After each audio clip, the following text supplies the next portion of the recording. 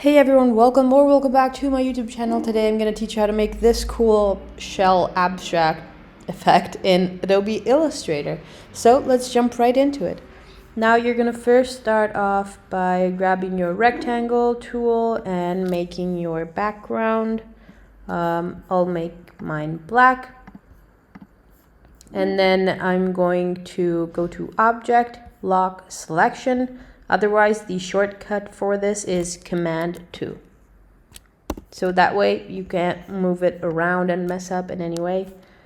Next, I'm going to grab my ellipse tool and I'll give that a white stroke color. And I'll make my circle by holding down the Shift and the Option key. When we have our circle, you're just going to go to Effect, Distort and Transform, Transform. Now the transform effect window will pop up right here, and we're going to scale horizontally, vertically. We're also going to move horizontally, and we're going to add a bunch of copies.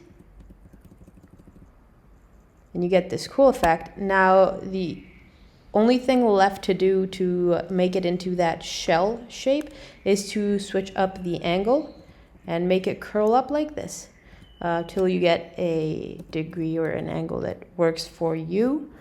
Press OK, and that's it.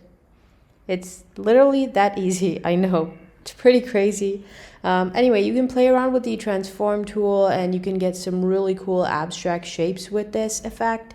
Go follow me on Instagram if you don't already, and linked in the description down below are going to be the links to my texture packs and gradient map packs. So go check those out as well. Thank you so much for watching, and I'll see you soon. Bye!